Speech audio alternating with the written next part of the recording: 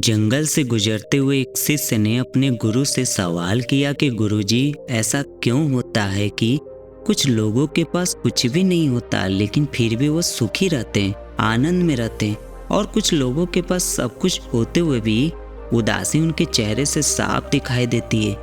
गुरु ने एक मुरझाए हुए फूल की तरफ इशारा करते हुए अपने शिष्य से कहा कि भंते, ये सोचने की और समझने की बात होती है। अगर ये फूल ये सोचेगा कि मैं कल मुरझा गया था, या फिर ये सोचेगा कि मैं भविष्य में फिर से मुरझा जाऊंगा, तो ये कभी भी खुलकर पूरे तरीके से खिल नहीं पाएगा और अपने सुंदर स्वरूप में कभी भी नहीं आ पाएगा और अपनी खुशबू भी इस प्रकृति में बिखेर नहीं पाएगा। ठीक उसी प्रकार जो इंसान अपने अतीत की यादों में खोया रहता है या फिर अपनी भविष्य की कल्पना करता रहता है, भविष्य के दुखों के बारे में सोचता रहता है, या भूतकाल में जो भी उसके साथ बुरा घटित हुआ है उसके बारे में सोच सोचकर वो अपने भविष्य के लिए चिंतित होता रहता है, तो ऐसा मनुष्य जीवन में कभी भी सुख अनुभव नहीं कर सकता।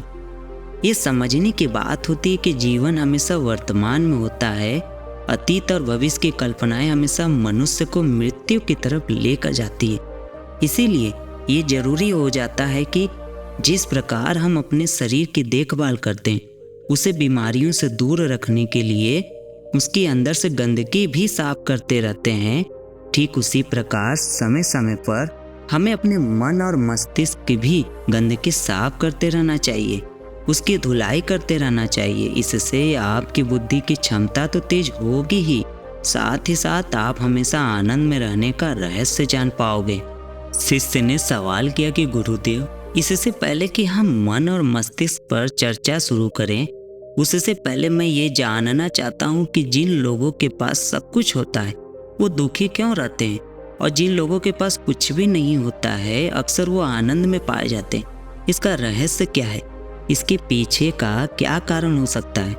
गुरु ने उत्तर दिया कि भंते, कुछ लोग जीवन में सब कुछ हासिल कर लेते हैं और सब कुछ हासिल कर लेने के बाद उन्हें सब चीज़ों की व्यर्थता पता चल जाता है। ऐसे लोगों को अक्सर ये एहसास जकड़ लेता है कि मैंने जीवन में जो कुछ भी पाया, जो कुछ भी किया, उससे भले ही मैंने सुख सुविधाएं हासिल कर ली हों, लेकिन मन की शांति अभी भी बहुत दूर है, अधूरी है, उस तक मैं पहुंच नहीं पाया।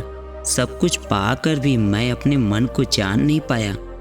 और जब इंसान को ऐसा लगता है तो उसे महसूस होता है कि जो भी उसने कमाया वो कौड़ियों के भाव का था।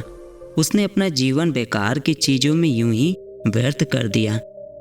और जिस इंसान के पास जीवन में कुछ भी नहीं होता है उसके पास एक उम्मीद होती है, वो सब कुछ पाने की लालसा रखता है, और वही लालसा, वही इच्छा उसको जीवन में खुश रखती, आगे बढ़ा देती, ऊर्जा से भरा हुआ रखती है।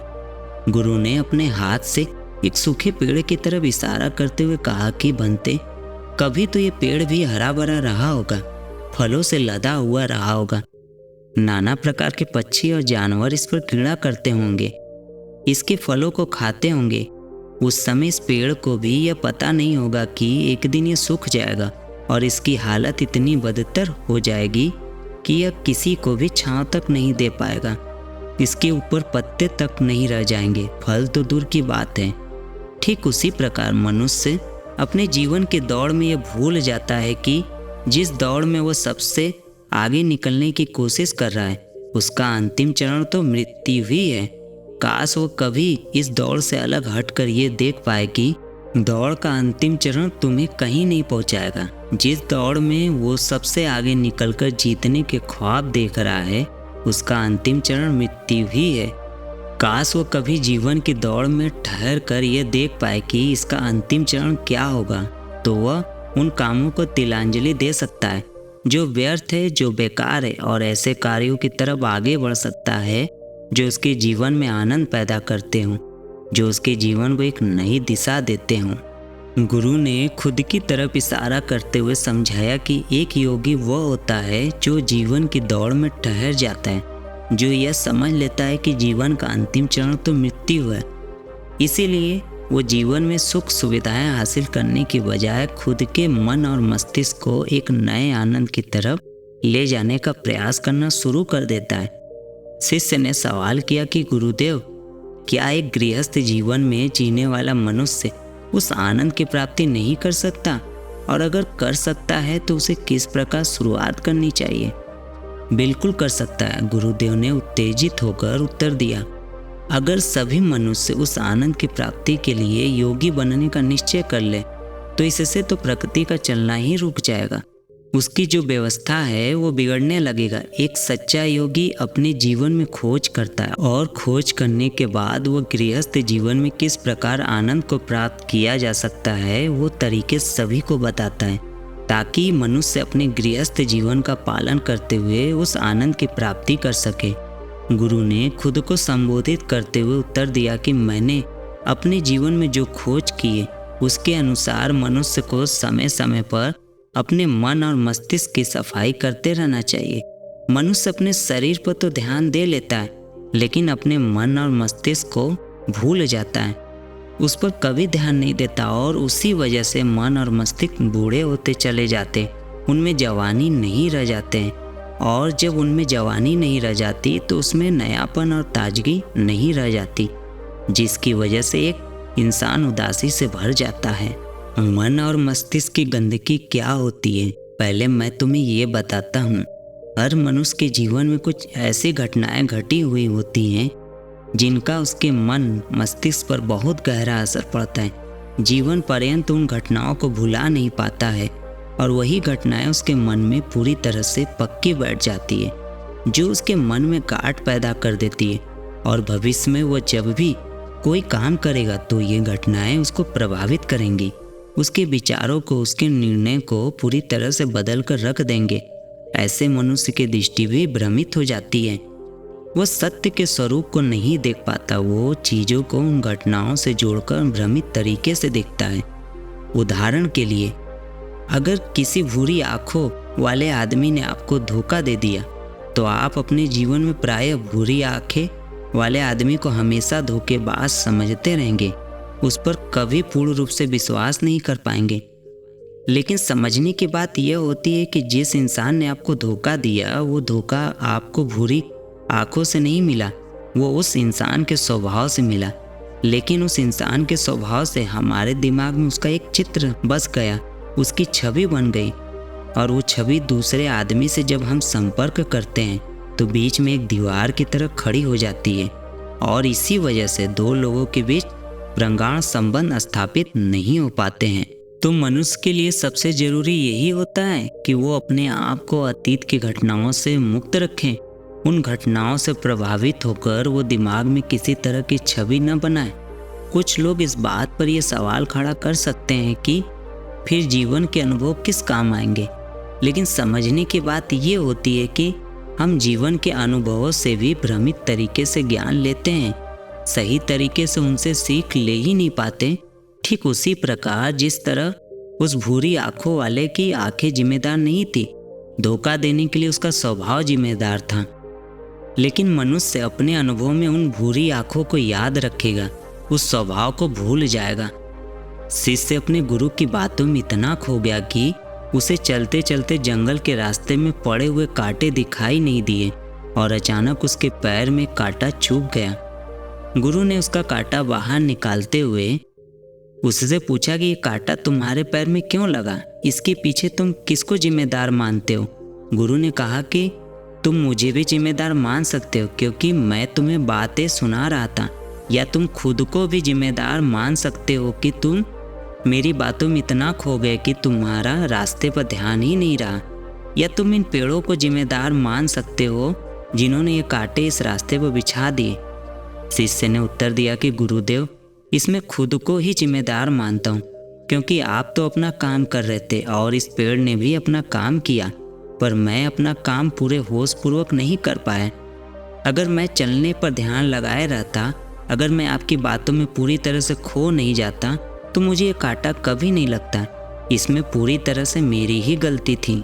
गुरु ने अपने शिष्य की पीठ थपथपाते हुए आगे कहना शुरू किया कि जो घटनाएं हमारे मन को प्रभावित करती, जरूरी हो जाता है कि उन घटनाओं को हम किसी भी तरह अपने मन से बाहर निकाल दें, और उसके लिए सबसे सरल तरीका है कि अपनी भावनाओं को व्यक्त करना सीखो।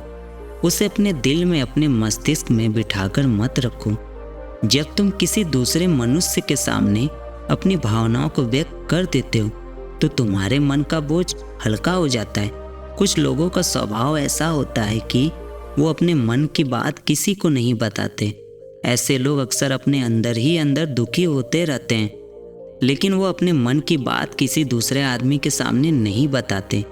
ठीक इसके विपरीत कुछ लोग ऐसे भी होते हैं जो अपने मन में किसी भी बात को रखते नहीं हैं, चाहे उनके साथ कुछ भी अच्छा या बुरा होता है। वो अपने मन की बात, अपनी भावनाओं को दूसरों के सामने व्यक्त कर देते हैं। और तुमने खुद महसूस किया होगा कि जो लोग अपने मन की भावनाओं को व्यक्त कर देते हैं जीवन में ज़्यादा आनंदित रहते हैं। कभी भी प्राकृतिक रूप से आए हुए वेग को रोकना नहीं चाहिए। जिस वेग को हम रोकने की कोशिश करते हैं वो वेग हमें अंदर से ही खाने लग जाता है। अगर तुम्हारा मन किसी बुरी घटना पर रोने का हो रहा है तो चीख चीख कर रो लो, अपने आप को रोको मत, उसे पूरी तरह से बाहर आने दो। अगर किसी दूसरी घटना पर तुम्हारा मन खुश होने का, आनंदित होने का हो रहा है तो पूरी तरह से नाचो गाओ, जिससे कि तुम उस वेग को बाहर निकाल सको। और जब वेग अपनी पूरी गति के साथ वहाँ से बाहर निकल जाता है तो पीछे छोड़ आता है एक खालीपन, एक अकेलापन, एक शांति, एक मौन और एक अनुभूति। गुरु ने शिष्य को समझाते हुए बताया कि जिस प्रकार तेज रफ्तार से चलता हुआ पानी अपने वेग से आने वाली सभी बाधाओं को तोड़ देता है, ठीक उसी प्रकार हमारे अंदर भावनाओं का उठने वाला वेग अगर बाहर नहीं निकाला, अगर हमने बांध बनाने की कोशिश की तो वह उस बांध को तोड़ देगा। और उस बांध को तोड़ने के बाद उसका कचरा हमारे मन के अंदर ही ठहर जाएगा, जो हमारे मन को दूषित कर देगा, उसको गंदगी से भर देगा। अक्सर मनुष्य अपने मन में किसी घटना को दबाकर इसलिए रखता है कि वो सोचता है कि अगर सामने वाले को इस घटना के बारे में पता चला तो वो पता नहीं मेरे बारे में क्या सोचेगा। इसी विचार की वजह से वो अंदर ही अंदर खुद दुखी होता रहता है, लेकिन सामने वाले को वो कभी कुछ भी नहीं बताता। लेकिन एक बार अगर वह हिम्मत कर सकता है, शुरुआत कर सकता है, तो उसका पूरा जीवन परिवर्तित हो सकता है। एक बार अगर उसके दिमाग में ये आदत बन गई तो वह जीवन भर अपनी भावनाओं को दूसरों के सामने व्यक्त करने से कभी हिचकिचाएगा नहीं। और अपने दिमाग की आदत हम 21 दिनों में पैदा कर सकते हैं। 21 दिनों तक अगर सही तरीके से हम अभ्यास करें तो हमारा दिमाग पूरी तरह से भावनाओं से मुक्त हो जाएगा। यह 21 दिनों का अभ्यास इस प्रकार है। 21 दिनों तक सबसे पहली बात जो याद रखनी है कि अपने मन में किसी भी बात को दबाकर नहीं रखना है। अगर हम किसी मनुष्य के बारे में अच्छा सोचते हैं तो हम उसे व्यक्त करें, अगर बुरा भी सोचते हैं तो उसे भी व्यक्त करें। परिणाम भूल जाएं कि परिणाम क्या होंगे, सिर्फ अपने दिमाग की धुलाई करने पर विश्वास रखें, जिससे आपके अंदर एक अद्भुत साहस पैदा होगा। जब आप किसी मनुष्य के बारे में वो सब बता पाएंगे जो आप उसके बारे में सोचते हैं तो आप खुद सोचिए कि आपका खुद के ऊपर विश्वास कितना ज़्यादा बढ़ जाएगा। आपके मन के सारे डर खत्म हो जाएंगे। हो सकता है कि इसमें आपको चुनौतियों का सामना करना पड़े, लेकिन जहाँ पर चुनौती नहीं होती वहाँ कुछ अभ्यास भी नहीं होता। अभ्यास हमेशा चुनौतियों से भरा होना चाहिए, इससे आप सत्य वचन बोलने का अभ्यास भी कर पाएंगे। अक्सर हम दूसरों को प्रभावित करने के लिए वो सब बोलते हैं जो उन्हें अच्छा लगता है, लेकिन वो नहीं बोलते जो हम उनके बारे में सचमुच में सोचते हैं। यही हमारी सबसे बड़ी भूल हो जाती है। इससे हमारा पूरा अस्तित्व झूठ बनकर रह जाता है। और अपनी भावनाओं को व्यक्त करते समय यह भी जरूर ध्यान रखें कि आपके अंदर जो भावनाएं उस इंसान के प्रति उठ रही है उनके पीछे का मूलभूत कारण क्या है। उदाहरण के लिए जब एक नौकर अपने मालिक के लिए कोई काम करता है और वो काम अच्छे से नहीं कर पाता है तो मालिक उसे डांट फटकार देता है, जिससे उसके अंदर उसके प्रति क्रोध की भावना उठती है। लेकिन समझने की बात यह होती है कि मालिक तो आपको कहेगा ही, वो तो डांटेगा ही अगर आप काम अच्छे से नहीं करेंगे।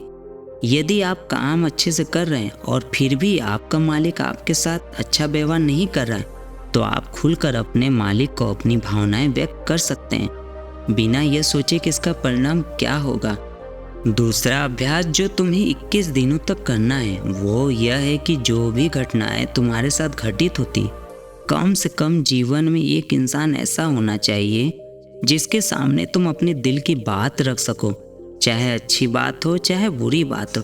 वो सब बातें तुम बिना कुछ सोचे विचारे, बिना इस डर से कि वो इंसान तुम्हारे बारे में क्या सोचेगा, तुम उस इंसान को अपनी सारी बातें बता सको और वो इंसान तुम्हारी सारी बातें सुनने के बाद तुम्हारे लिए कुछ छवि पैदा न करें। ऐसे इंसान अपने जीवन में खोजो और उनके सामने अपनी सारी भावनाएं व्यक्त करने की कोशिश करो। दिन में जो कुछ भी घटित होता है, अच्छा लगता है, बुरा लगता है, किसी के प्रति आकर्षण होता है, उसको एक दोस्त की तरह बताने का प्रयास करो। इससे तुम्हें यह पता चल पाएगा कि तुम्हारा मन घटनाओं के प्रति किस प्रकार की भावनाएं पैदा करता है, जिससे तुम अपने मन को समझने में सक्षम हो पाओगे। जब तुम किसी दूसरे आदमी को ये सारी बातें बताते हो तो तुम खुद भी अपनी प्रतिक्रियाओं का, उस घटना के प्रति तुम्हारा क्या रवैया रहा है, उसके प्रति खुद का आकलन भी कर पाते हो। तीसरा और अंतिम अभ्यास जो तुम्हारे मन को खाली रखेगा वो है योग निद्रा का अभ्यास। योग निद्रा किस प्रकार लेनी, किस प्रकार उसका अभ्यास करना है, इससे संबंधित YouTube पर बहुत सारी वीडियो हैं जिसे देखकर आप योग निद्रा का अभ्यास कर सकते हैं और जो आपके मन को बिल्कुल खाली कर देगा। यह चर्चा खत्म होते होते गुरु और शिष्य उस जंगल को पार करके अपने आश्रम में पहुंच चुके थे। दोस्तों, आज की यह कहानी आपको कैसी लगी कृपया मुझे कमेंट करके ज़रूर बताएं और अगर आपको यह कहानी पसंद आई है तो अपने दोस्तों को ज़रूर शेयर करें। इसी तरह की मोटिवेशनल कहानियों के लिए हमारे चैनल को ज़रूर सब्सक्राइब कर लें। अपना बहुमूल्य समय देने के लिए धन्यवाद।